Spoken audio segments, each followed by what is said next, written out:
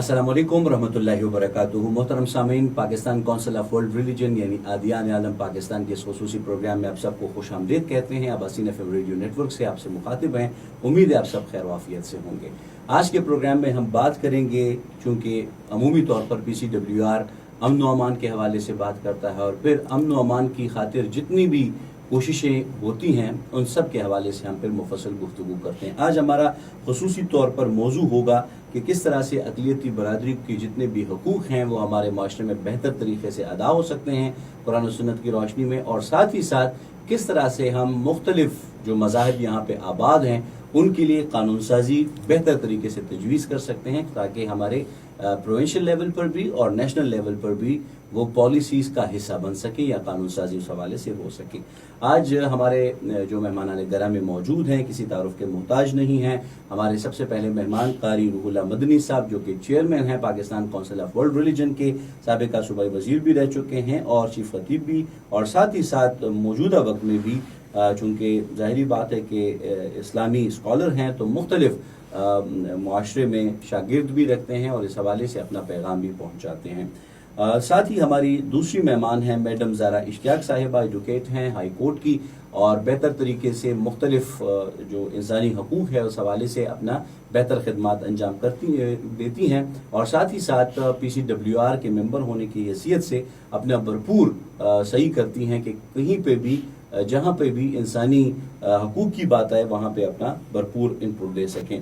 تیسرے ہمارے مہمان ہیں ہندو برادری کو ریپرزینٹ کر رہے ہیں، PCWR کے ممبر ہیں پنڈت شام لال صاحب، جو کہ جہاں پہ بھی مذہبی ہم آہنگی کی بات آتی ہے بھرپور طریقے سے اپنی کوشش بھی کرتے ہیں اور ساتھ ہی ساتھ اپنا جتنا بھی ان کا انپٹ ہے وہ دیتے رہتے ہیں. بہت شکریہ آپ تینوں مہمانان گرامی کی آمد کا. آغاز کروں گا قاری روح اللہ مدنی صاحب سے. قاری صاحب، سب سے پہلا میرا سوال یہ ہے کہ پاکستان میں تعلیم تک جو رسائی ہے اس میں اقلیتی برادریوں کو کن کن اہم قانونی چیلنجز کا اس وقت سامنا ہے، اس حوالے سے آگاہ کیجیے. بسم اللہ الرحمن الرحیم. سب سے پہلے تو میں آپ کے چینل کا شکریہ ادا کرتا ہوں. پاکستان کے اندر ظاہر ہے کہ اکثریت تو مسلمانوں کی ہے، لیکن اس کے ساتھ ساتھ کئی اور اقلیتیں بھی رہتی ہیں جن میں ہندو شامل ہیں، سکھ شامل ہیں، مسیحی شامل ہیں اور ان کے علاوہ بھی کچھ دوسری اقلیتیں ہیں. ان سب کا یعنی ایک شہری کا، خواب وہ کسی بھی عقیدے سے تعلق رکھتا ہو، ہر شہری کا یہ ایک بنیادی حق ہے کہ اس کو تعلیم تک آزادانہ رسائی حاصل ہو. اب اس سلسلے میں پاکستان کے اندر صورتحال جو ہے وہ ماضی قریب میں کچھ زیادہ بہتر نہیں تھی. خصوصاً وہ اقلیت ہیں کہ جن کی تعداد بہت کم ہے اور یا جو معاشی لحاظ سے کمزور ہیں، تو ان کے لیے اس سلسلے میں کافی مسائل تھے.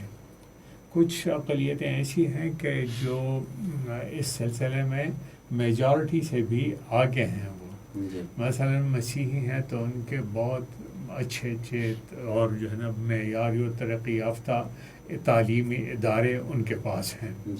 تو وہ نہ صرف اپنی کمیونٹی کی مدد کر سکتے ہیں بلکہ دوسری کمیونٹیز کی مدد بھی کر سکتے ہیں. تعلیم کی بات کریں تو عمومی طور پر جو مسیحی حضرات ہیں یا جو دوسری اقلیتی برادریوں سے تعلق رکھنے والے لوگ ہیں، تو ان کی اکثریت جو ہے وہ غریبوں کے اوپر مشتمل ہے. ان کے پاس اتنے وسائل نہیں ہیں کہ وہ جو ہے وہ تمام ہر قسم کے تعلیمی اداروں تک رسائی حاصل کر سکیں. اس لیے یہ ضرورت محسوس کی گئی کہ ان کو روٹین سے ہٹ کر، معمول سے ہٹ کر ایک کوٹا ان کے لیے متعین کر دیا جائے تاکہ وہ جو ہے وہ اکثریت کے برابر آ سکیں. چنانچہ حکومت نے ان کے لیے مختلف تعلیمی اداروں کے اندر 2% کوٹا جو ہے وہ مقرر کیا ہے. اور اس میں بھی PCWR کو یہ اعزاز حاصل ہے کہ ہمارے ہی ایک رکن پروفیسر ڈاکٹر قبلہ ایاز صاحب نے سب سے پہلے پاکستان کے اندر اس کا آغاز کیا. جب وہ پشاور یونیورسٹی کے ایکٹنگ وائس چانسلر تھے اس وقت انہوں نے ہر ڈسپلن کے اندر 2 سیٹیں مقرر کر دی, اور اس کے بعد پھر دوسرے اداروں نے اس کو اس جو ہے نا پیٹرن کو اختیار کیا.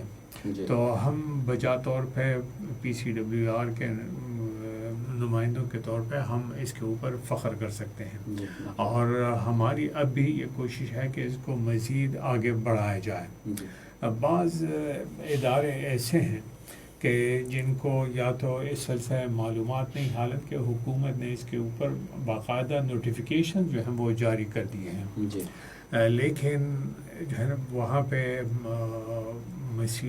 جو اقلیتی برادری کے لوگ ہیں وہ مشکلات محسوس کرتے ہیں. اور کچھ علاقوں کے اندر تو صورتحال ایسی ہے کہ سیٹیں اویلیبل ہوتی ہیں, کینڈیڈیٹس جو ہیں وہ اویلیبل نہیں ہوتے. تو بہرحال یہ کوشش ہے کہ ان کو عام معمول سے ہٹ کر ان کے لیے کوٹا مقرر کر دیا جائے, اور اس کا ایک فائدہ کہ اگر ان کے کینڈیڈیٹ اویلیبل نہ ہوں تو وہ سیٹیں ان کی خالی ہی رہیں گی, اس کے اوپر کسی اور کو جو ہے وہ ایڈجسٹ نہیں کیا جائے گا. بالکل صحیح. یعنی ظاہری بات ہے کہ یہ چیلنجز اگر موجود ہیں تو یہ اس حوالے سے ہیں جو آپ نے جس کی نشاندہی بھی کرائی. بہت شکریہ قاری صاحب ہمیں وقت دینے کے لیے اور اتنا مفصل اس حوالے سے آگاہ کرنے کے لیے. میڈم زیارہ اشتیاق ایڈوکیٹ صاحبہ, آپ سے میرا سوال یہ ہے کہ اعلیٰ تعلیم میں چونکہ اقلیتوں کی نمائندگی کو بہتر بنانے کے لیے جو حکمت عملی اختیار کی جا سکتی ہے, مزید اس کو کتنا بہتر بنایا جا سکتا ہے؟ جی بہت شکریہ آپ لوگوں کا, اس چینل کا, جو کہ اتنی اویئرنیس اور ان چیزوں کے اوپر ایشوز کے اوپر بات کر رہا ہے. جہاں تک آپ نے بات کی کہ ہم اس کو مزید اور کس طرح بہتر بنا سکتے ہیں, اس کا تعلق آ جاتا ہے ہماری کمیونٹی کے ساتھ سب سے پہلے, کیونکہ جس طرح سے قاری صاحب نے بات کی کہ 2% جو مائنورٹی کوٹا ہے وہ بھی کیا گیا, پھر پشاور یونیورسٹی میں اتنا بڑا سٹیپ لیا گیا, ہر ڈسپلن میں 2 سیٹس رکھی گئی, لیکن ایشو کہاں پر یا مسائل کہاں پر آ کر ہمیں دیکھنے پڑے, وہ یہ ہمارا مسائل کے ساتھ سامنا تب ہوا کہ ہماری جو کمیونٹی ہے اس کو علم ہی نہیں ہے, ان کو پتہ ہی نہیں ہے, معلومات نہیں ہے ان کے پاس کہ یہ ایک آسان تھا ان کے لیے ایک اپرچونٹی آپ کہہ لیں, یا ایک مواقع جو ہے حکومت کی طرف سے اسٹارٹ کیے گئے, انیشیٹوز لیے گئے ہیں اس کے اوپر.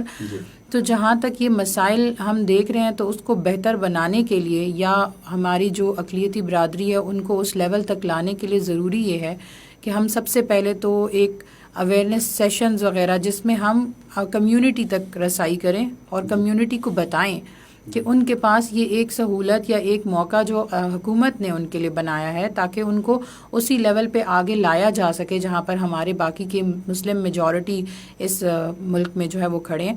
تو یہ جو مسائل جہاں پر ان کے پاس اویئرنیس نہیں ہے, اور پھر اس کو اور بہتر بنانے کا سب سے بہتر طریقہ یہ ہوگا کہ ہم یہ کبھی نہیں کہہ سکتے کہ ہماری اقلیتی برادری میں جو لوگ ہیں وہ کسی عہدوں پہ فائز نہیں ہیں.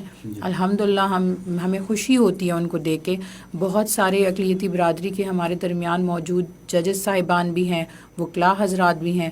تو میرے نزدیک سب سے بہتر طریقہ کار ان مسائل کو ختم کرنے کے لیے یہ بھی ہو سکتا ہے کہ اگر ہم ان لوگوں کو جو کہ ایک کسی عہدے پہ اچھے عہدے پہ فائز ہیں, ہم ان کو کمیونٹی کے ساتھ تھوڑا انٹریکٹ کرائیں. کیونکہ بچے بچیاں یا جو رجحان لوگوں کا کسی اور وجہ سے ہٹ چکا ہوا ہے یا ان کے علم میں نہیں ہے وہ چیزیں, یا وہ ایک ہوتا ہے انسان دل برداشتہ ہو جاتا ہے, اور دل برداشتہ جب ہوتا ہے تو وہ آگے نہیں بڑھ سکتا, اس کے علم میں وہ چیزیں ہوں گی تو وہ کہتا ہے میری رسائی سے باہر ہیں.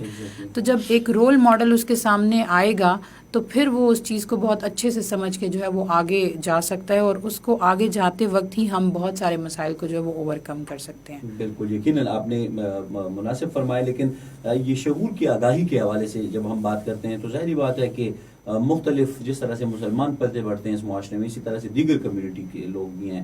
تو یہ شعور کی آگاہی کے حوالے سے آپ کیا سمجھتی ہیں کہ زیادہ حصہ جو ہے وہ گورنمنٹ نے ادا کرنا ہے یا ان اقلیتی برادری کے جو رہنما ہیں انہوں نے, تاکہ نوجوانوں کو بھی معلوم ہو اور بہتر طریقے سے ادارے بھی اس کو امپلیمنٹ کر سکیں؟ دیکھیں, سب سے پہلی ذمہ داری تو جو ہے وہ حکومت کے اوپر آتی ہے, کیونکہ آئین پاکستان جو ہے وہ ہمارا سب سے بڑا قانون ہم کہہ لیں, یا ہم کہہ لیتے ہیں کہ سپریم لا ہے ہمارے ملک کا. اور وہاں پر ساری ذمہ داری جو ہے وہ حکومت کے اوپر آتی ہے، کیونکہ حکومت کا یہ کام ہے، یہ فرض ہے کہ وہ تعلیم جو ہے وہ تمام لوگوں کو مہیا کرے گی جو کہ اس کے شہری ہیں پاکستان کے۔ اب اس میں کسی مذہب کی بنیاد پہ کوئی تفریق نہیں ہے کہ کوئی مسلمان ہوگا تو اس کو اویئرنیس دی جائے گی۔ سب سے پہلے تو اس میں حکومت کو بھی اپنا کردار ادا کرنا چاہیے۔ دوسری جہاں تک بات آ جاتی ہے تو ہم صرف اور صرف اس کو اقلیتی برادری کے رہنما کے اوپر نہیں چھوڑ سکتے۔ اب اگر اس میں ذکر کروں تو ہماری جو سول سوسائٹی کی جو آرگنائزیشنز ہیں اور جو ہمارا national commission for human rights ہے، اس نے مل کے بہت سارے اویئرنیس سیشنز کیے ہیں اور جو پیمفلٹس وغیرہ بنائے گئے تھے، کیونکہ یہ 2% جو مائنورٹی کوٹا کی ہم بات کر رہے ہیں، اس میں بہت سارے لوگوں میں اویئرنیس نہیں تھی۔ پھر اس میں نیشنل کمیشن نے بلو وینز کے ساتھ مل کے باقاعدہ ایک پیمفلٹ بنایا، وہ پیمفلٹ جو ہے ہائر ایجوکیشن کو بھی دکھایا گیا، اور پھر اس کے بعد انہوں نے جو ہے وہ جتنے اقلیتی برادری کے ریلیونٹ اسٹیک ہولڈرز تھے ان میں وہ ڈسٹریبیوٹ کیے، اور وہ اس وقت ڈسٹریبیوٹ کیے گئے جس ٹائم پہ فرسٹ ایئر سیکنڈ ایئر کے ایڈمیشنز ہونے والے تھے، تاکہ ان لوگوں کے علم میں ہو کہ یہ اب ڈیٹا بیس موجود ہے اور وہ اس کے اوپر اپلائی کریں۔ تو جہاں تک بات آ جاتی ہے نا معلومات دینے کی یا اویئرنیس کرنے کی، شعور کی، تو وہ صرف ہم حکومت پہ بھی نہیں چھوڑ سکتے اور صرف ہم اقلیتی برادری پہ بھی نہیں چھوڑ سکتے، چونکہ ہم بھی انسان ہیں، ہمارا بھی یہ فرض بنتا ہے کہ ہم سے جتنا ہو سکے ہم یہ معلومات آگے جو ہے وہ وقت در وقت ہم پہنچاتے رہیں، بھلے ہی اگر وہ جمعے کے خطبے میں بھی ہو جاتا ہے تو اس میں کوئی برائی نہیں ہے، کیونکہ وہاں پر زیادہ لوگ ہوتے ہیں۔ ہم مسلمانوں میں بہت سارے، اگر کسی اسکول کا کوئی ٹیچر ہوگا، پرنسپل ہوگا کالج کا، جب ان کے علم میں بھی یہ چیز آئے گی تو ہو سکتا ہے وہ اپنے کالج لیول پہ کوئی اس طرح کا پروگرام سٹارٹ کر دیں۔ تو میرے حساب سے یہ جو شعور پھیلانے کی ذمہ داری ہے وہ ہم سب پہ برابر کی ہے۔ بالکل صحیح، یعنی معلومات کا یا آگاہی کا جو خزانہ ہے وہ سب نے تقسیم کرنا ہے اور اپنا اپنا حصہ اس میں ضرور ڈالنا ہے تاکہ سب لوگوں کو اس حوالے سے فائدہ پہنچ سکے۔ بہت شکریہ۔ اب میں بڑھوں گا پنڈت شام لال صاحب کی جانب۔ بہت شکریہ پنڈت صاحب کہ آپ یہاں پہ ہمارے ساتھ موجود ہیں، اور ظاہری بات ہے کہ آپ PCWR کے ایک ممبر ہیں، پراؤڈ ممبر ہیں۔ سوال میرا یہ ہے کہ معیاری تعلیم تک رسائی میں اقلیتوں کو درپیش جو عام رکاوٹیں ہیں وہ جو آپ نے آبزرو کی ہیں وہ کیا ہیں؟ پار برہم پرماتما گھٹ گھٹ پورن رام کھٹ سمرن پرگٹ بھی ہو ہری اوم ستنام۔ سب سے پہلے تو میں جناب رولا قاری صاحب کا بڑا مشکور ہوں، اور اس کے بعد آپ کے اس چینل کا کہ آپ لوگوں نے ہمیں یہاں انوائٹ کیا۔ اب دیکھیے جی، تعلیم کے سلسلے میں جیسے کہ میڈم نے بھی کہا اور قاری صاحب نے بھی بڑی اچھی باتیں کی، اور ان باتوں سے اب کچھ بات رہ نہیں سکتی۔ تو تعلیم ہر بنیادی انسان کا ایک حق ہے کہ حاصل کرے۔ آج کل کے زمانے میں بغیر تعلیم کے تو چل ہی نہیں سکتا بندہ۔ اور جہاں تک اقلیتوں کا تعلق ہے، ٹھیک ہے، یہ ہمارے اقلیت غریب لوگ ہیں، یہ زیادہ نہیں، رسائی ان کی نہیں ہے اعلیٰ کالجز یونیورسٹی ابھی بھی، لیکن اس کے باوجود بھی کر رہے ہیں۔ بیچارے کیا کریں، کیونکہ بڑے پسماندہ برادری سے ہمارے لوگ ہیں، لیکن اس کے باوجود بھی ہمارے بچے جو ہیں اچھی تعلیم حاصل کر رہے ہیں، اور ابھی تک جو مائنارٹی کے کوٹے کے حساب سے وہ بھی ان کی سیٹیں جو ہوتی ہیں وہ مل جاتی ہیں۔ لیکن اب بات ایسی ہے کہ ہم کوشش یہ کر رہے ہیں کہ ہمارے بچے جو ہیں اچھی سے اچھی تعلیم حاصل کریں، کیونکہ ان کے ماں باپ کا جو اخراجات ہیں وہ آج کل برداشت کرنا تعلیم کے سلسلے میں ذرا بہت مشکل ہے۔ اس کے باوجود بھی میں سمجھتا ہوں کرسچن برادری، ہندو برادری یا جتنے بھی ہمارے مائنورٹی کے لوگ ہیں بڑے آگے جا رہے ہیں۔ اب زیادہ تر اس میں لڑکیوں کا پارٹ ہے۔ اب دیکھیں جی کہ تقریباً ہماری ایک برادری ہے، چھوٹی سی ہے، اور اس کے ساتھ ساتھ کرسچن برادری بھی ہے۔ لڑکیاں سب سے آگے ہیں، پروفیسرشپ کے لیے، وہ لیکچرارشپ کے لیے اپلائی کر رہی ہیں، اور ان کو 17 گریڈ تو مل ہی جاتا ہے۔ اور اس طریقے سے بڑی اچھی چل رہے ہیں ابھی، اور اس سے نیچے جو ہمارے بچے ہیں وہ بھی بڑے اچھے، لیکن ایک ہندوازم کے لیے، ہمارے لیے ہندو مذہب کے لیے ذرا پرابلم ہے۔ وہ یہ ہیں کہ ہمارے اگر وہ کہیں اسلامک اسکول میں جاتے ہیں، یعنی کہ دوسرے گورنمنٹ اسکول میں، وہاں پر بھی ذرا مذہبی تعلیم کا پرابلم ہوتا ہے، لیکن پھر بھی ہم سے لکھ کے لیا جاتا ہے کہ بھئی یہ اسلامیات پڑھیں گے، ٹھیک ہے جی لکھ کے دے دیا. کرسچن اسکول میں جاتے ہیں ہمارے ہندو برادری کے لوگ, وہاں پر بھی ہم سے لکھ کے لیتے ہیں کہ بھائی یہ بائبل پڑھیں گے, پڑھتے ہیں, چل رہے ہیں ابھی تک بڑی. اور جہاں تک کرسچن برادری کا تعلق ہے, اس نے تو ہمیں بڑا سپورٹ کیا جی, خاص طور پہ بچوں کی تعلیم کے بارے میں. زیادہ تر میجورٹی جو ہے ہماری وہ کرسچن برادری کے اسکولوں کی, تو بڑا اچھا سسٹم چل رہا ہے ابھی تک. اور ہماری کوشش ہے جی کہ ہم اپنے بچوں کو اسی طریقے سے ساتھ لے کے چلیں, میجورٹی کے ساتھ بھی, مائنورٹی کے ساتھ. جی, آپ نے یہ جن رکاوٹوں کا ذکر کیا, جی تو آپ کیا سمجھتے ہیں کہ وقت کے ساتھ ساتھ اس کا جو حل ہے وہ مطلب ممکن ہو رہا ہے کسی حد تک؟ جہاں ہمارے خیبر پختونخوا میں تو ہندو برادری کے لیے نہیں ہے جی, کیونکہ دیکھیں اب ان کے جو ادارے ہیں کرسچنس کے, وہ اپنی تعلیم دیتے ہیں. جی, اور جو مسلم سکولز ہیں وہ بھی اپنی, ہم نے خود بھی مسلم سکولوں میں ٹاٹ کر بیٹھ کر پڑھا ہے. جی, اس زمانے میں بھی ہم اسلامیات, اور جب ہم بی اے تک لیول پر آئے, اور اس طرح بھی ہم نے اسلامک ہسٹری پڑھی, اسلامیات پڑھی ہے. اس سے کچھ فرق نہیں پڑتا. لیکن پھر بھی جیسے کہ سندھ میں ہے, سندھ میں ہمارے ہندو برادری کے لیے, ہندو جو ہے ان کے لیے ایک علیحدہ سسٹم ہے. بلکہ بڑے اسکولوں میں ہو سکتا ہے کہ یہ بھی ہے کہ ان کی تعداد زیادہ ہے وہاں پر. ہندو برادری کی تعداد کراچی میں, سندھ میں بہت زیادہ ہے.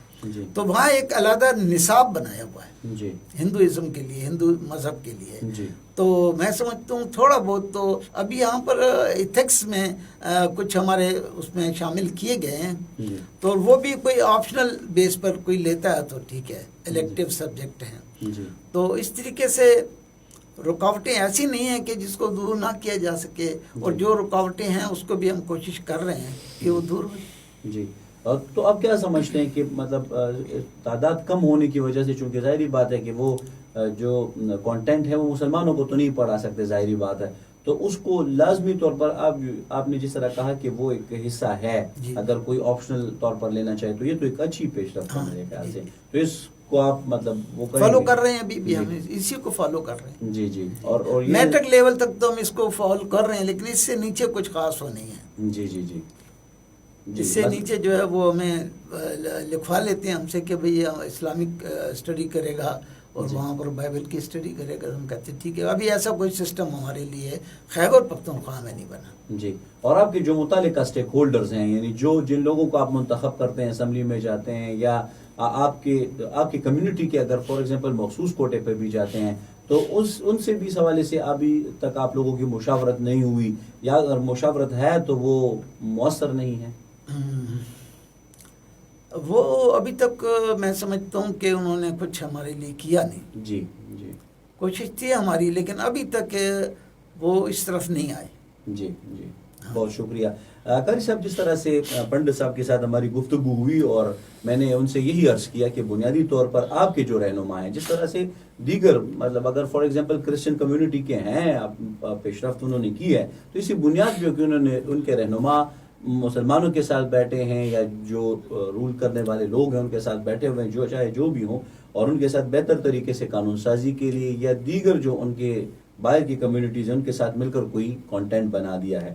ہندو میرج ایکٹ کے حوالے سے اب بات کریں گے, تو یہ بھی اسی کا تسلسل ہی ہے. اس کے رولز آف بزنس کی موجودہ حیثیت جو ہے وہ کیا ہے, اور اس کی پیش رفت پر بھی تھوڑے روشنی ڈالیں گے.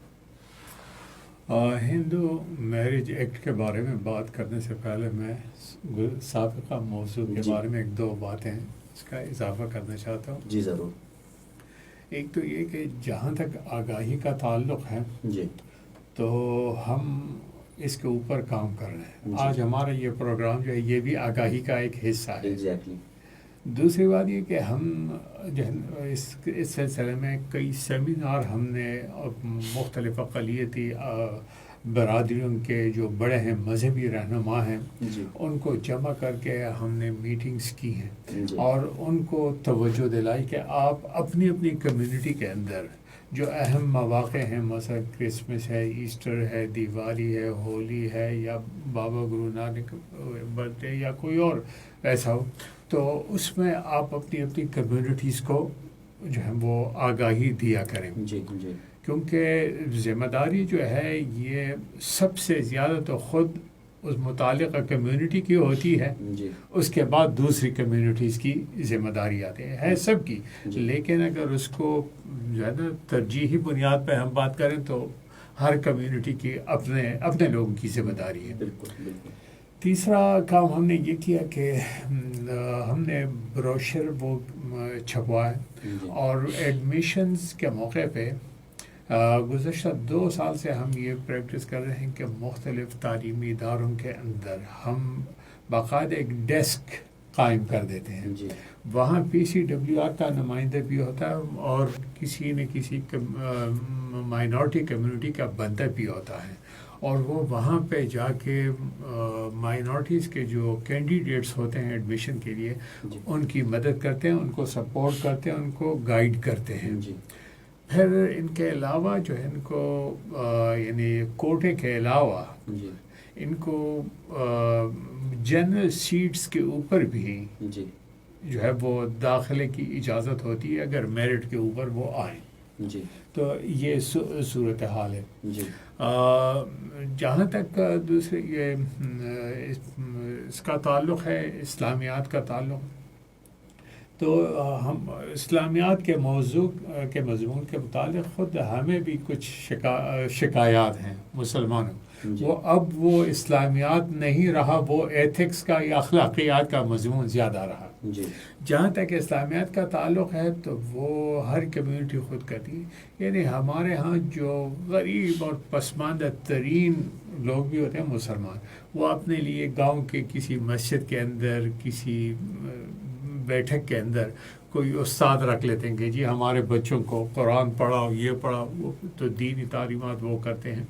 تو اور حکومت کے لیے جو ہے نا بعض چیزیں بہت مشکل بھی ہوتی ہیں، جی کیونکہ یہ پتہ نہیں لگتا کہ کس اسکول کے اندر جی مائنورٹیز کے لوگ داخلہ لیں گے یا نہیں لیں گے. جی تو اگر لیا تو مثلاً ایک بچہ ہے، جی اب اس کے اور وہ جو ہے نا یعنی ایک بچے کے لیے استاد رکھنا بہت زیادہ، ہفتے میں ایک یا 2 پیریڈز ہوتے ہیں، پھر وہ جو ہے نا اس کا کوئی کام نہیں ہوتا. جی. تو پریکٹیکلی بعض چیزیں ذرا مشکل ہوتی ہیں. جی سندھ میں البتہ جیسا کہ انہوں نے کہا کہ سندھ میں آبادی زیادہ ہے ہندوؤں کی، تو وہاں باقاعدہ حکومت نے کوشش کی، اور میں تو یہی کہتا ہوں کہ ہمارے ہاں بھی جہاں جہاں ایک کافی تعداد ہو اسکولوں کے اندر تو وہاں پہ ان کے لیے بندوبست ہونا چاہیے. جی اب آتے ہیں ہندو میرج ایکٹ کی طرف. جی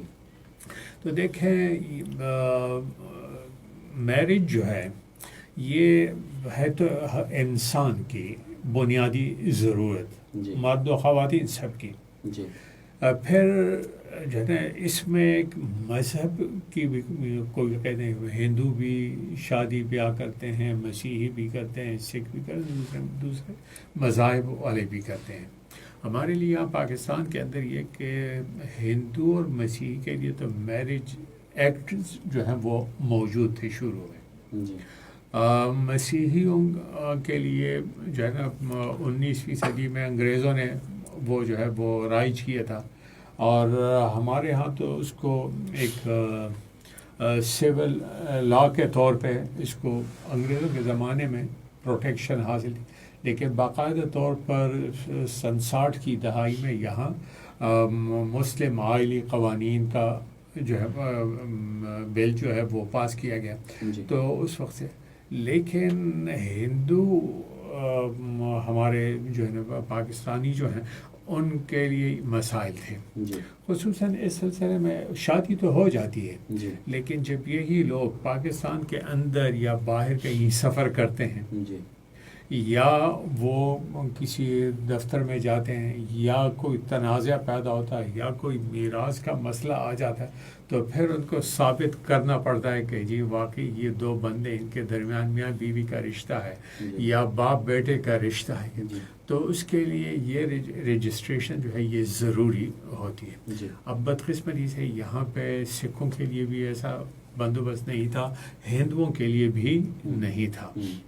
اور ایک اور کمیونٹی ہے کیلاش کمیونٹی، جی جو اگرچہ تعداد میں کم ہے، جی جو ہے ان کے لیے بھی یہ سلسلہ نہیں تھا. جی PCWR کو یہ اعزاز حاصل ہے کہ ہم نے اس صوبے کے اندر سب سے پہلے کیلاش کمیونٹی کے لیے آواز اٹھائی اور ان کا جو میرج بل تھا اس کے اوپر ہم نے کام کیا.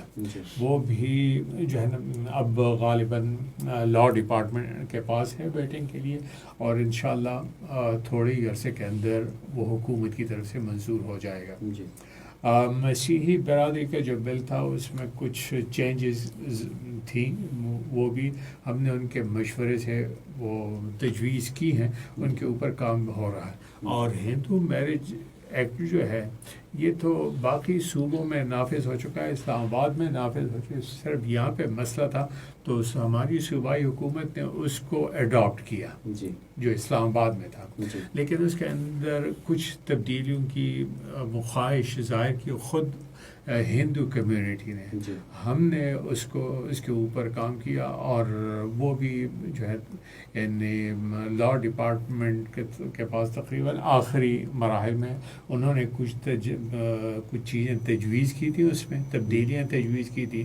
وہ ہم نے لوکل گورنمنٹ کے ساتھ مل کر ان کے اوپر اتفاق رائے حاصل کی اور اب انشاءاللہ وہ بھی جو ہے منظور ہو جائے گا. جی زبردست، بہت شکریہ. یقیناً یہ کافی اچھی پیش رفت ہے اور اس حوالے سے اگر دیکھا جائے تو جس طرح سے آپ نے کیلاش کمیونٹی کی بات کی، پھر ہندو میرج ایکٹ کی بات کی اور پھر یہاں پہ اڈاپٹ کرنے کے بعد بھی اگر سجیشنز تھیں تو وہ بھی دی گئیں. یقیناً اس سے کافی مؤثر طریقے سے یہ ایکٹ جو ہے یہ نافذ ہوگا اور اس سے ہندو برادری کو زیادہ آسانی بھی وہ میسر ہوگی. میڈم زارا اشتیاقی ڈوکیٹ صاحبہ، rules of business of Hindu marriage act کو مزید جامع بنانے کے لیے مستقبل میں کن اقدامات کی ضرورت ہے اور خاص طور پر ہندو خواتین اور نوجوانوں کے لیے کتنا اہم ہے؟ جی اس طرح سے ہے کہ جس طرح سے قاری صاحب نے بات کی کہ ہندو میرج ایکٹ تو ہمارے پاس آ گیا تھا لیکن اس کے جو رولز آف بزنس ہیں وہ خیبر پختونخوا کے نہیں تھے، جس کے لیے ہم نے بہت کوشش کی کہ وہ اس کو لے آیا جائے، کیونکہ ایک قانون موجود ہے اور اگر اس کے رولز آف بزنس نہیں ہیں اور وہ ایک اتنے بڑے مسائل کے ساتھ اس نے ڈیل کرنا ہے اس قانون نے، کیونکہ شادی صرف دو بندوں کی شادی تک بات ختم نہیں ہو جاتی. جس طرح قاری صاحب نے ذکر کیا کہ پھر آگے بچے یا وراثت یا ان کے نان و نفقہ یا حق مہر جو بھی ان کے باقی سارے، جس طرح ہم مسلمانوں کے نکاح میں باقی ساری چیزیں ہوتی ہیں، تو ان ساری چیزوں کو ڈیل کرنے کے لیے یا ان کے لیے عدالت میں وہ راستے وہ چیزیں بتانا کہ عدالت میں کس عدالت کو رجوع کریں گے، کہاں پر کیس فائل کریں گے، کس سیکشن کے نیچے کریں گے، اس کا طریقہ کار کیا ہوگا، یا اگر شادی نے رجسٹر ہونا ہے تو اس کے لیے کون سے پنڈت کی کیا کوالیفیکیشن ہوگی، یا رجسٹر کس طرح سے مینٹین کیا جائے گا، حکومت کو کس طرح سے دیا جائے گا. تو ان سب کے لیے ایک رولز آف بزنس کا ہونا بہت زیادہ ضروری تھا. سب سے پہلے تو رولز آف بزنس کو ابھی جس ٹائم پہ ڈرافٹ وغیرہ کر لیا گیا تو وہ ابھی بھی پینڈنگ ہے. میں یہ تھوڑا سا بتا دوں کیونکہ جو چیز آپ پوچھ رہے کہ ہم اس کو اور جامع کس طرح سے بنائیں گے، تو وہ ہم جامع بنانے کی طرف پہلے تو تب سوچیں گے جب ہمارے پاس وہ ان فیلڈ آ جائیں. لیکن اس وقت جو ہمارے پاس ڈرافٹ موجود ہے، جو کہ ہم نے national commission for human rights نے بھی اس کو ریویو کیا ہے اور اس کے اوپر اپنی سجیشنز بھی ڈی جی لوکل گورنمنٹ کو دیں، کیونکہ لوکل گورنمنٹ نے اس ڈرافٹ کو بنایا پراپرلی. تو وہ رولز آف بزنس جو ہیں وہ اس وقت کی ضروریات کے حساب سے بالکل اس وقت کے حساب سے مکمل ہیں. اب قانون میں ایک چیز ہوتی ہے کہ وقت کے ساتھ ساتھ آپ اس کو جیسے ضروریات بدلتی ہیں آپ کو اس کو تبدیل کرنا پڑتا ہے. فی الوقت اگر ہم ضروریات کو دیکھیں اور جن جن چیزوں کی ریکوائرمنٹس ہے اس کے حساب سے وہ رولز آف بزنس جو ہے وہ بہت جامع ہے. جہاں پر بات آ جاتی ہے خواتین کی اور بچیوں سے ریلیٹڈ، تو یہ رولز آف بزنس کا لانے کا مقصد بھی یہی ہے کہ خواتین کے حقوق کو بچایا جا سکے. جو بچیاں ہیں جن کی، اور ہم یہ نہ کہیں کہ جو چھوٹی عمر کی بچیاں ہیں ان کی صرف اور صرف ہندو برادری میں شادی ہو رہی ہے یا زور زبردستی سے شادی سر جو وہ ہندو برادری میں ہوتی ہے، نہیں. یہ رولز آف بزنس لانے کا مقصد بھی یہی ہے کہ ایک خاتون یا ایک بچی کی جو شادی ہے وہ اس کی مرضی سے کی جائے. کیونکہ جب شادی رجسٹر نہیں ہوتی تو پھر کوئی بھی اس شادی کو کروا سکتا ہے. لیکن جب ایک شادی رجسٹر ہوگی، اس کے اوپر باقاعدہ چیک اینڈ بیلنس ہوگا، تو پھر خواتین یا بچیوں کو جو مشکلات آج کل کے وقت میں فیس کرنی پڑی ہیں وہ نہیں کرنی پڑیں گی. اور باقی چیزیں پھر وہی ان بچیوں کے حقوق سے ریلیٹڈ آ جائے گا، جہاں پر ان کے اگر بچے ہو جائیں تو وہ ان کے رائٹس کیا ہوں گے. اور پھر اگر خرچے کی بچوں کے اخراجات کی بات آئے گی یا عدالت سے ان کو رجوع کرنا پڑتا ہے تو ایک طریقہ کار وضع ہو جائے گا. عدالت کے لیے بھی، بچیوں کے لیے بھی، کیونکہ ابھی تک جو مسئلے مسائل چلتے آ رہے تھے، جیسے کرسچن میرج ایکٹ کے مسئلے اندر بھی ایک مسئلہ تھا کہ وہاں پر کہا جاتا ہے کہ سول عدالت کو اختیار ہے. بہت ساری ہماری سپیریئر کورٹس کی ججمنٹس کہتی ہیں کہ فیملی کورٹس بھی اس مسائل کو دیکھ سکتی ہیں. تو ایک وقت میں ہمارے پاس بھی یہ لا علمی ہماری کہہ لیں کہ ہم بھی سوچ میں مبتلا ہو جاتے ہیں کہ ہم نے ابھی کس عدالت کی طرف جانا ہے. تو رولز آف بزنس کا آ جانا جو اس وقت ڈرافٹ موجود ہے وہ بہت جامع ہے، اور اگر حکومت اس کو ایز سون ایز پاسبل لا ڈپارٹمنٹ سے ویٹ کرنے کے بعد لے آئے گی ان فیلڈ تو بہت بہتر ہو جائے گا. بالکل صحیح. اچھا، یہ جو ہندو میرج ایکٹ صوبائی حکومت نے اڈاپٹ کیا تو نیشنل لیول پہ اس کے رولز آف بزنس نہیں تھے؟ جی ایسا ہے کہ یہ 3 صوبوں کے لیے اسلام آباد نے فیڈرل لیول پہ جو ہے وہ لا بنایا گیا. جی. اس میں جو رولز آف بزنس کی بات آئی تو وہاں پر رولز آف بزنس ہر صوبے نے اپنے خود بنانے تھے.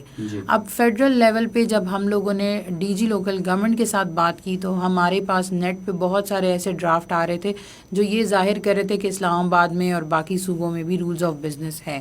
لیکن جب پراپر ان کو لیٹرز کر کے منگوائے گئے تو انہوں نے بھی ڈرافٹس ہی بھیجے کہ ہمارے پاس بھی ابھی تک صرف ڈرافٹس ہی ہیں، اس کے اوپر باقاعدہ کوئی لاء عمل نہیں طے کیا گیا اور رولز کو جو ہے وہ پراپر شیپ نہیں دی گئی. تو ابھی کے پی میں بھی یہ ساری چیزیں ان پروسیس ہے، اور باقی جو ہمارے جن کے پی کے ساتھ جنہوں نے وہ ہندو میرج ایکٹ 2017 لیا تھا ان کے لیے بھی ان پروسیس ہے. تو وہ سارے ڈرافٹس اکٹھے ہو کے ڈی جی کے پاس آئے اور ان تینوں مطلب 3 صوبوں کے ڈرافٹس کو دیکھتے ہوئے کے پی کے رولز آف بزنس ڈرافٹ کیے گئے ہیں. تو مطلب آپ کے سامنے 3 نمونے موجود تھے، ان کو آپ نے 3 قانون یا 3 رولز کے ڈرافٹ موجود تھے، آپ نے ان کو دیکھتے ہوئے اڈاپٹ کیا ہے. تو اسی وجہ سے میں نے آپ کے سامنے بات رکھی کہ اس وقت ہمارے پاس ایک بہت جامع رولز اور اس میں یہ جو ریلیونٹ اسٹیک ہولڈرز یہ سارے موجود ہیں، یعنی ان کی سجیشن پہ. جی بالکل. اس میں نیشنل لابینگ ڈیلیگیشن والے ہیں، انہوں نے ڈی جی لوکل گورنمنٹ کے ساتھ، national commission for human rights کے ساتھ اور ان سب کے ساتھ کانٹیکٹ کرنے کے بعد، میٹنگ ہونے کے بعد، کیونکہ اس میں ڈی جی لوکل گورنمنٹ نے باقاعدہ ایک لیٹر لکھا تھا کہ ہم نے ریلیونٹ اسٹیک ہولڈرز کی کنسلٹیشن کے بعد یہ اس ڈرافٹ پہ ہم پہنچے ہیں. صحیح، بالکل صحیح. اس میں جی ایک بات کا میں اضافہ کرنا چاہوں. جی دیکھیں، یہ بیسیکلی ہے مذہبی معاملہ. جی. ہم جو ہے نا PCWR یا national commission for human rights یا دوسرا کوئی ادارہ یا لوکل گورنمنٹ، ہمارا کام صرف جو ہے وہ فیسیلیٹیشن ہوتا ہے. ایگزیکٹلی. یا گائیڈ کرنا ہوتا ہے. جی. باقی اس کے اندر جو ہے وہ کیا لکھنا ہے، کیا کیسے یہ چیزیں کرنی ہیں، تو وہ خود متعلقہ مائنورٹی کمیونٹی کے مذہبی رہنما ان کی جو ہے نا ان کے فیصلوں کی روشنی میں ہم بھی ان کو کنسلٹ کرتے ہیں، ان کو بلاتے ہیں. لیکن جب تک وہ خود اس کو جو ہے نا اوکے نہیں کرتے اس وقت کوئی چیز فائنلائز نہیں ہو سکتی. بالکل صحیح. اسی وجہ سے اب ہم بڑھیں گے پنڈت شیام لال صاحب کی جانب، کیونکہ جو متعلقہ اسٹیک ہولڈرز جنہوں نے راہ ہموار کرنی تھی، ظاہری بات ہے کہ ان کا موقف جو ہے وہ تو ہم نے سن بھی لیا، اور مذہبی حوالے سے بھی، قانونی حوالے سے بھی جتنی کوشش ہو سکتی ہے مفصل طور پہ ہمارے جو متعلقہ رہنما ہے وہ کر رہے ہیں. پنڈت شیام لال صاحب، ہندو میرج ایکٹ کے جو رولز آف بزنس ہیں اس کو مؤثر طریقے سے نافذ کرنے کے لیے کیا اہم چیلنجز آپ دیکھ رہے ہیں کہ ان رول آف بزنس یا جو بھی بنیادی طور پر اس کو امپلیمنٹ کرنے کا کام ہے اس میں کیا چیلنجز ابھی تک درپیش ہیں؟ دیکھیے سر، پہلی بات تو یہ ہے کہ بڑا ہی ڈیلے کر دیا گورنمنٹ نے اس ہمارے یہ ہندو میرج ایکٹ کو. 2017 سے اس کی کریشن ہوئی. حیدرآباد میں اس کے ڈرافٹ بنے. وہاں سے پھر وہ اسلام آباد گئے. اسلام آباد والوں نے پھر یہاں پر ابھی لوکل گورنمنٹ کو بھیج دیا. یہ تمام چیزیں، تو اس دوران تقریباً 9 سال کا عرصہ ہو گیا. ابھی لاسٹ میٹنگ جو ہماری ہوئی، اچھا یہ میں اسپیشلی آپ کو کہہ دوں، اور میں بڑا مشکور ہوں، شکر گزار ہوں ہماری تمام ہندو برادری کی طرف سے کہ جب سے یہ case PCWR Pakistan council of world religion کے اس میں آیا، زیر اثر آیا، تو جب سے اس میں پروگریس ہوئی ہے، ورنہ اس سے پہلے تو کوئی پوچھتے نہیں تھے. اب دیکھیے کہ یہ آخری میٹنگ ہماری ہوئی جس میں ہمارے ہندو برادری کے 15 پنڈت تھے. کچھ جو ان کے اعتراضات تھے وہ وہاں پر ڈائریکٹر صاحب نے لوکل گورنمنٹ نے بزنس رول سے نکال دیے کہ ایسی یہ چیزیں جی ہمارے یہاں نہیں ہو سکتی. جی وہ قاری صاحب بھی وہاں موجود تھے ایسی طرح جی. جی بالکل. تو 15 پنڈت وہاں پر موجود تھے, انہوں نے جو اعتراض کیے وہ اس میں سے ڈیلیٹ کر دیے گئے. تو یہ میٹنگ 26/12/2024 کو ہوئی تھی, آخری میٹنگ جو ہماری ہوئی ہے. اس کے ساتھ ساتھ پیس آف ڈیار تو کراتی رہتی ہے اس ٹاپک پر, اویئرنس بھی بہت ہی کراتی ہے. اب ہمیں تو پتہ ہی نہیں تھا یہ کیا ہو رہا ہے. اگر یہ case Pakistan council of world religion کے پاس نہ آتا تو میں سمجھتا ہوں ابھی تک فائنلائز ہی نہ ہوتا. حالانکہ اب تو پروسیس میں تو تقریباً آ گیا نا. اور ابھی پرماتما نے چاہا تو لا ڈپارٹمنٹ سے بھی اس کی اپروول ہو جائے گی, کیونکہ اس میں اور کوئی اعتراضات نہیں ہیں.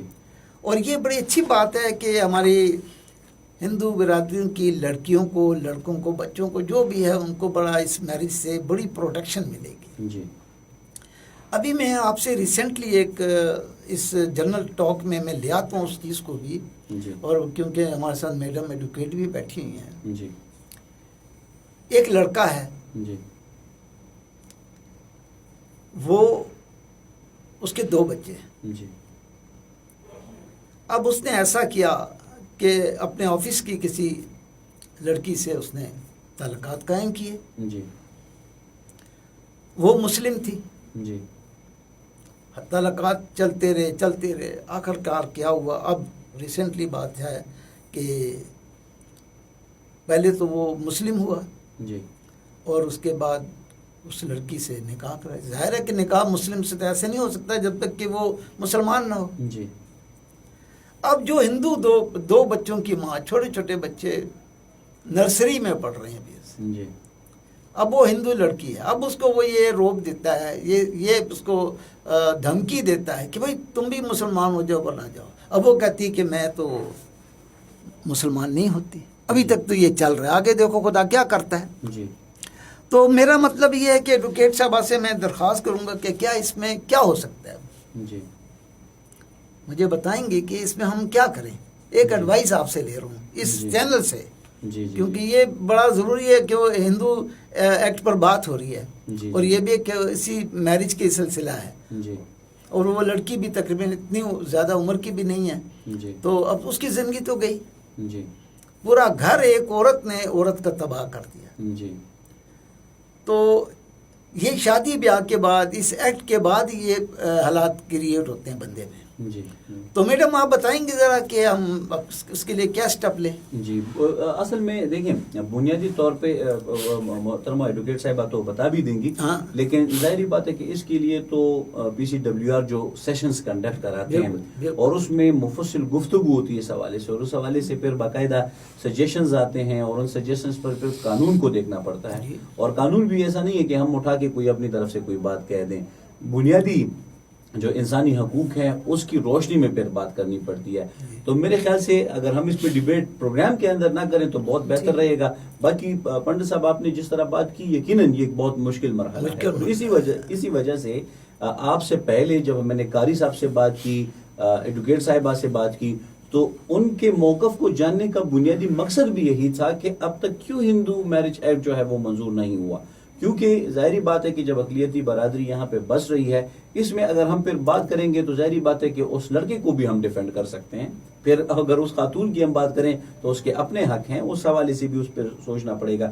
تو پنڈت صاحب میں یہ گزارش کرنا چاہ رہا ہوں کہ یہ جو عرصہ گزرا جس کا آپ نے ذکر بھی کیا 7 یا 9 سال, تو اس کا مطلب یہ ہے کہ جس طرح سے ہم مختلف مسالک کی بات کرتے ہیں, اسی طرح سے ہندو مذہب کے اندر بھی مختلف نوع سوچ کے لوگ موجود ہیں, یا مختلف طرح کے طریقے سے وہ پریکٹسز کرتے ہیں. کیونکہ جب اختلاف آتا ہے تو اسی وجہ سے آتا ہے کہ ان کے نظریات الگ الگ ہوتے ہیں. تو کیا موجود ہیں آپ کے مذہب کے اندر مختلف جو پنڈت ہیں وہ اپنے اپنے تئیں سوچتے ہیں کہ جی اس کا جو ہندو میرج ایکٹ ہے یا اس کی جو رول آف بزنس ہیں, یعنی رولز آف بزنس تو ظاہری بات ہے انگریزی کے 2 الفاظ ہیں, لیکن بنیادی طور پر اس کے جو قواعد ہیں, میں سمپل اس پہ بات کروں گا, تو وہ قواعد الگ الگ وہ ڈیفائن کر رہے ہوتے ہیں یا بیان کر رہے ہوتے ہیں. اس طرح ہے کوئی سین؟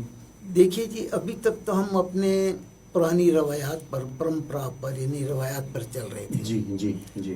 हमारे यहाँ जो 7 फेरे थे ना वो बड़े मुकद्दस फेरे होते, जी जी बस अब वो समझ लें। जी जितने भी हमारे बुजुर्ग हैं सब ये 7 फेरों पे चलते जी। रहे और बड़ी कामयाब रही वो शादियाँ, जी। अभी तक कामयाब हैं। लेकिन दस्तावेज के लेकिन लिए जी यानी हालात कागज- के साथ साथ कुछ हालात बिगड़ जाते हैं, जैसे अभी जिसका मैंने जिक्र भी जी, किया, जी, लोग जी। नहीं मानते। जी। ऐसे लोग भी हैं ना, जैसे आपने कहा जी, जी। कि वो इसकी मुखालफत उल्लंघन करते हैं, इसका जी, जी। मुखालफत करते हैं, जी, जी। तो उसके लिए तो फिर वो अदालतों में जाना पड़ता है। जी जी अदालत जो फैसला करेगी। अभी कई 3-4 केसेस हमारी बिरादरी में चल रहे हैं इस किस्म के। जी। लेकिन कहने का मकसद ये है कि हो सकता है कि इस एक्ट से हमें कुछ हेल्प मिल जाए, और ये जब एक्ट पास हो जाएगा तो उसके बाद देखेंगे उसमें कि क्या है। हालांकि एक्ट बिल्कुल परमानेंट नहीं हो सकता, उसमें अमेंडमेंट भी हो सकती है बाद जी। में। पंडित साहब मेरा गुजारिश कहने का मतलब मेरा ये है कि मुसलमान भी मौलवी साहब को बुला के जो कुछ पुरानी आयत पढ़ लेते थे और जाहिर बात है कि रजामंदी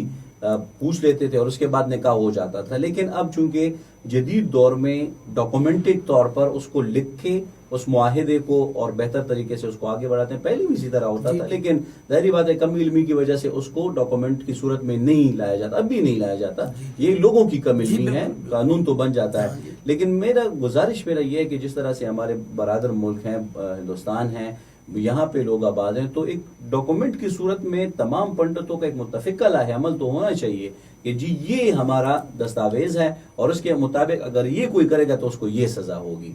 तो इस तरह मतलब बन रहा है इस ड्राफ्ट। अभी आप समझते हैं कि सर बिल्कुल फाइनल ये है। जो एक्ट है ना, इसके पास होने के बाद ही कुछ ये हम करेंगे। जी जी जी और ये जरूर करेंगे, क्योंकि अब बड़ी मुश्किलात हैं जी, जी। लड़कियों के लिए भी, लड़कों के लिए। जी जी जी तो ये जो बात आपने की है, जी। ये जो कानून पास हो जाएगा, एक्ट पास हो जाएगा, जी। उसके बाद हम इस पे, अभी तो कुछ भी नहीं, सब आज़ाद है, जी। सब कुछ जो कुछ भी कर सकता है कोई कर ले। बिल्कुल और सही। कर रहा है। एडवोकेट साहब आपकी जानिब में बढ़ूंगा।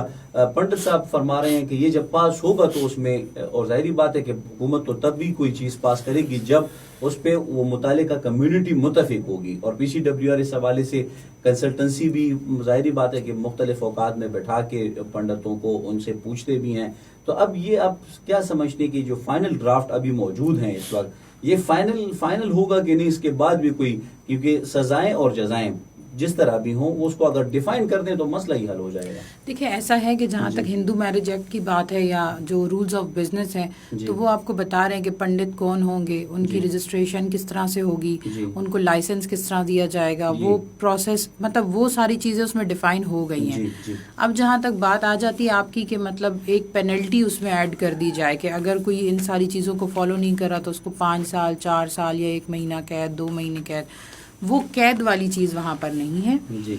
उसमें ये चीज़ है कि अगर एक इंसान जो है वो हालांकि पंडित ये नहीं मुसलमानों पे है। है, जी मुसलमानों में है, अभी ये जो जी मुसलमानों में है। जी। हमारा मुसलमानों में वो जो चाइल्ड मैरिज वाला एक्ट है वो भी पुराना जो हमारा मौजूद जी। है उसमें भी पनिशमेंट है। जी। उसके अलावा हमारे पास मुस्लिम फैमिली लॉ ऑर्डिनेंस में भी ये चीज़ें हैं कि निकाह रजिस्ट्रार की ड्यूटी है, वो निकाह को रजिस्टर करेगा और नहीं होगा तो क्या क्या सारी सूरत हाल उसको सामना करने पड़ेंगी। जी। लेकिन यहाँ पर अगर हम इस तरफ आ जाएं कि अब एक बंदा पंडित नहीं है या एम्पावर्ड नहीं है कि वो निकाह या शादी इनकी रजिस्टर कर सके, और वो रजिस्टर करता है तो इसका मतलब है कि वो इम्पर्सोनिफिकेशन कर रहा है कि मैं एक बंदा नहीं हूँ, लेकिन वो जाहिर कर रहा है कि मैं ये बंदा हूँ। उसके लिए फिर ताज़ीरात पाकिस्तान में अलग से पनिशमेंट्स वैसे ही मौजूद हैं, तो उसके ऊपर तो ऑटोमेटिकली FIR कटेगी, और FIR कटेगी ताज़ीरात पाकिस्तान के अंडर, तो वो ऑलरेडी उसमें पनिशमेंट्स वगैरह सारी दी हुई हैं। रूल्स ऑफ बिजनेस का मकसद इस वक्त सिर्फ और सिर्फ एक ऐसी रूल्स ऑफ बिजनेस की आप हैसियत ऐसे कह लें कि वो सिर्फ उस एक्ट को एक पानी फराहम कर रहा है कि वो ग्रोथ, उसमें अगर कोई चीज़ रह गई है तो वो यहाँ पर कवर हो जाए, और वो प्रोसीजर एक आ जाए कि ठीक है उन्होंने बता तो दिया कि ये सारी चीज़ें होंगी, शादी रजिस्टर भी होगी, फैमिली कोर्ट्स के पास इख्तियारात हैं, वो ये सारे मामलात भी देखेंगे, लेकिन शादी को रजिस्टर करने के लिए कौन होगा जो रजिस्टर करेगा? वो इंसान को रजिस्ट्रार का लाइसेंस कौन देगा? वो गवर्नमेंट देगी। گی. تو یہ ساری چیزیں وہاں پر لانا ضروری ہیں. اب جہاں تک بات ہے کہ ان کی پنشمنٹس یا سارا کچھ، تو وہ ویسے ہی جب اگر وہ دھوکہ دہی میں جائیں گے تو وہاں پر تعزیرات پاکستان ہمارے پاس اویلیبل ہے، وہ پھر اس میں پنشمنٹس وغیرہ آ جاتی ہیں. بالکل صحیح. قاری صاحب، جس طرح سے میڈم نے فرمایا اور جس طرح سے ہم نے چیلنجز کی اصل بات بھی کی، اب آہستہ آہستہ وہ چیلنجز سامنے آ رہے ہیں، اور ظاہری بات ہے کہ مختلف کنسلٹنسیز میں فائنل ڈرافٹ بنانے میں جس طرح سے آپ نے فرمایا بھی کہ PCWR کا ایک بہت بڑا رول ہے. تو آپ کیا سمجھتے ہیں کہ اس وقت یہ جو مسئلہ ہے، کیونکہ پنڈت کے رجسٹریشن کا جو مسئلہ ہے، اس میں ہے کوئی چیلنجز، اور یہ جو راہ ہموار ہوئی ہے، جس طرح سے میڈم نے کہا کہ صرف ایک سڑک بن گئی، اب اس پر میک اپ کرنا اور اس پر اشارے لگانا اور اس پہ باقی تمام تر جو تارکول ڈالنا، یہ بات کا کام ہے. تو اب کیا سمجھتے ہیں کہ یہ سارا سلسلہ جو ہے وہ کوئی حد تک پائے تکمیل تک پہنچ جائے گا؟ دیکھیے، یہ مسئلہ جو ہے یہ میرے خیال میں جی سب سے پیچیدہ ترین قانونی مسائل میں سے ایک ہے. جی اس میں نکاح، جی طلاق یا جدائی، جی. جس کو مذہب میں جو بھی ہو، جی اسی طریقے سے وراثت، نفقہ، جی یہ بہت پیچیدہ ہے. اسلامی فقہ میں بھی جی اس کی مکمل تدوین جو ہے اس کو کئی صدیاں لگی، جی تب جا کے وہ ایک جو ہے نا ہمارا مسلمانوں کی فقہ جو ہے وہ وجود میں آئی. جی پھر موجودہ دور میں جب اس کی جو ہے نا کوڈیفیکیشن جو ہے نا، یعنی دفعہ وار ترتیب اس کی، وہ تو اسے یہ سب معلوم، یعنی کب سے یہ جاری ہے، اور اب سے یعنی اب بھی حکومت مختلف قوانین کے اندر جو ہے نا وہ تبدیلیاں اور جو ہے نا تصحیح وغیرہ وہ اس کی ضرورت محسوس کرتی رہے گی. جس میں ہم صرف یہ چاہتے ہیں کہ فی الحال ایک آغاز تو ہو جائے، ایگزیکٹلی جو ہے نا نکاح کرنے، اس کو رجسٹر کرنے، کون نکاح پڑھانے کا جو ہے نا اہل ہے، کون اس کو رجسٹر کرانے کا اہل ہے، اور اس کو رجسٹر نہ کرائے تو کیا ہونا چاہیے. یہ چیزیں میں کہوں گا یہ ایک آغاز ہے. ہمیں جو ہے نا یہاں ایک آغاز لینا چاہیے. باقی وقت کے ساتھ ساتھ جو دوسرے مسائل آتے رہیں گے تو قانون سازی ایک مسلسل عمل ہے، اس کے اوپر ہم، لیکن اگر ہم یہ کہیں کہ نہیں ایک ایسا جو ہے نا جامع قانون بنا دیے کہ اس میں پھر کوئی تبدیلی کی ضرورت نہ، تو شاید ہم سٹارٹ بھی نہ لے سکیں. تو یہ جو ہے نا ہمیں ایک سٹارٹ لینا چاہیے، آغاز کر دینا چاہیے، اور پھر جیسے جیسے ان کمیونٹیز کے مسائل ہیں وہ خود بخود اس میں، اب تو ان کو سہولت یہ ہے کہ صوبائی اسمبلی کے اندر، قومی اسمبلی کے اندر، سینٹ کے اندر ان کے نمائندے موجود ہیں، تو وہ اس کے لیے آواز اٹھا سکتے ہیں اور اس کے اندر مزید بہتری انشاءاللہ وہ لا سکتے ہیں. بالکل جی. قاری صاحب، آپ کا جو بنیادی طور پر پروگرام کا جو خلاصہ تھا وہ آپ نے بیان کیا کہ بنیادی طور پر ابتدائی ڈرافٹ ہو جائے، قانون بن جائے، اس میں پھر ساتھ ساتھ چینجز ہوتی رہیں گی. یقیناً یہ بہت اچھی بات ہے، اور اگر یہ پاس نہیں بھی ہو رہا تو جہاں تک یہ بنیادی لوازمات ہیں تو اس میں تمام پنڈتوں کو یکجا طور پر، متفق طور پر اس کو آگے بڑھانا ہوگا. بہت شکریہ تمام مہمانان گرامی کا، آج آپ نے اپنا قیمتی وقت دیا. قاری روح اللہ مدنی صاحب، آپ چیئرمین ہیں PCWR کے. پنڈت شام لال صاحب، آپ ہندو برادری کو ریپرزینٹ کر رہے ہیں، کمیونٹی ممبر بھی ہیں اور ساتھ ہی ساتھ ان کے رہنما بھی ہیں. اور میڈم زارا اشتیاق صاحب ایڈوکیٹ، آپ ہائی کورٹ کی وکیل ہیں اور سوشل ورکر بھی ہیں اور PCWR کی ممبر بھی ہیں. بہت شکریہ آپ تمام کی آمد کا. اسی کے ساتھ ہی آج کے اس پروگرام کا وقت اب اپنے اختتام کو پہنچتا ہے. PCWR یا Pakistan council of world religion پرعزم ہے کہ جہاں پہ بھی انسانوں کے لیے امن و آشتی کا سلسلہ آگے بڑھانا ہو، اس میں بنیادی طور پر تمام سٹیک ہولڈرز کو، اختیار مندوں کو بٹا کر ایک بہتر اور زبردست قسم کا لاہ عمل مرتب کیا جا سکے تاکہ انسانوں کے لیے آسانی ہو اور معاشرے میں امن کا قیام 100% ممکن ہو. اسی کے ساتھ اس کا پروگرام کا وقت اب اپنے اختتام کو پہنچتا ہے. اللہ نگہبان.